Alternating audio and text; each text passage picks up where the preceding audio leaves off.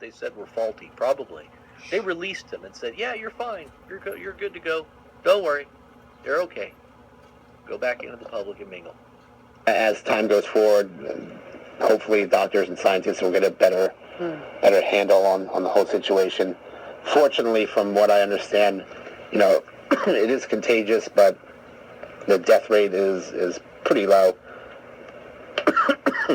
So, I understand the fear. Yeah, well, we can see you still have a cough. What do the doctors say about your own condition moving forward as we wrap this up?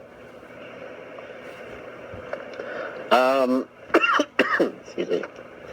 Let me get some of that. They said, I'm fine. I got tested twice, negative both times. The cough, probably just nerves.